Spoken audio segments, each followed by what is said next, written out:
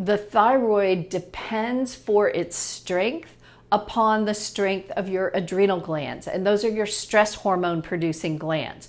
So if you're burning the candle at both ends, if you're not getting enough sleep, which let me tell you, it's easy to do that.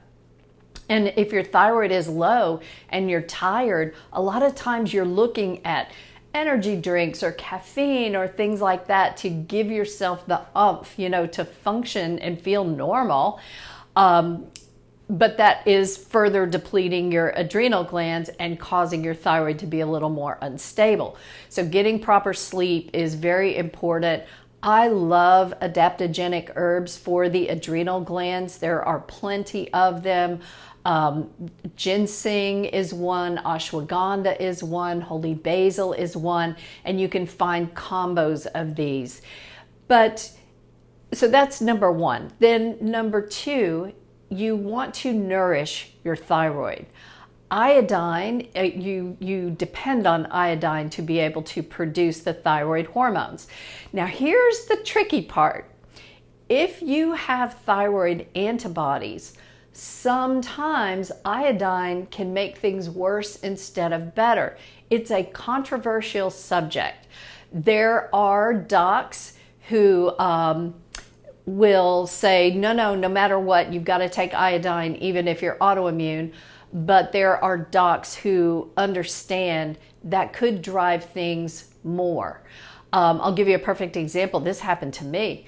I was training at the time to do a sprint distance triathlon. It's the smallest distance triathlon, but it's a challenge to do that. So I'm not a great swimmer, so I had to really focus on the swimming. And because chlorine is antagonistic to your thyroid, chlorine takes up receptors that don't allow your thyroid to, that interfere with what you need for your thyroid to function. So one of my doctor friends, who's a medical doctor, said, take an iodine tablet before you swim, and then the thyroid will take up the iodine, and then the chlorine won't be able to get in so much, and you'll be good. Well, I had Hashimoto's, which is the autoimmune, and so I would take this iodine tablet, I would swim, I would do it every day, and oh my God, you guys, I ended up going to the hospital thinking I was having a heart attack because, thankfully I wasn't, but the iodine set off my autoimmune so badly that it was giving me those symptoms of rapid heartbeat, faintness. I couldn't walk up the stairs, without getting, woozy and tired. So that's how I learned the hard way that you can't always just use iodine if you've got Hashimoto's. But what you can use that's helpful to any thyroid condition is selenium. So selenium is a mineral. It's vital for thyroid function. And we tend to not have enough selenium in the food that we eat. So most people are completely fine to take a selenium supplement. Now, one of the symptoms of low thyroid is depression. And it just blows my mind how many people are on antidepressants when there has not even been a detailed look at their thyroid function. Because oftentimes, it's related to that, and you fix the thyroid, you don't feel depressed anymore. So anyway, if depression is one of the symptoms you have from a low functioning thyroid, there's an amino acid called tyrosine that can be super, super helpful, helps your thyroid function enough that you do not feel depressed anymore. Most of the time, you only need a 500 milligram capsule. It's okay to take 1,000 if that's not doing the trick.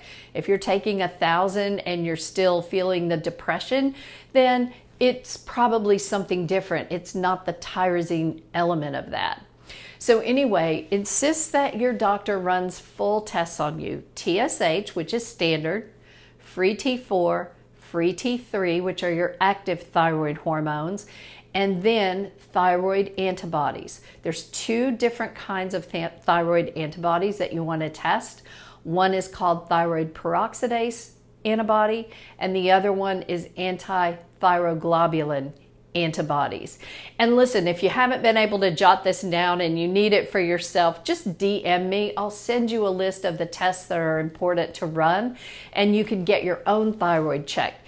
If your doctor doesn't want to run those tests, you can get them through a company called Direct Labs. You can order them yourselves. So get your doc to run them through your insurance to the degree that you can. Any that your doctor's not willing to run, then you can order yourself through Direct Labs. Interestingly, vitamin D is also a very important lab to run if your thyroid is not 100%. So vitamin D is actually hormone. You know, it's more hormone-like than vitamin-like. And if your vitamin D levels are low, which many people have low vitamin D, then you have a much harder time keeping your hormones robust, all your other hormones, including thyroid. And this is another one where the medical range of normal really does us a disservice. So for vitamin D, the medical range of normal is from 30 to 100. So you could test your vitamin D, come up with a 32 as the reading, and you get the results back from your blood work, and it's like, you're normal, your vitamin D is normal. No. Get the actual number, because the number should be between 60 and 80 for you to have your optimal level of vitamin D. Now as I'm filming this, we're heading into fall. The days are much shorter, and so it's much easier to become low in vitamin D. So definitely get that, tested and find out where you are. And then if you are low, take a vitamin D3 with vitamin K2 to build yourself up. Retest your blood in about 3 or 4 months and just see, okay, am I hitting that sweet spot now of 60 to 80? But don't accept depression as a diagnosis if you have not fully looked into your thyroid function. It's so important to fix that.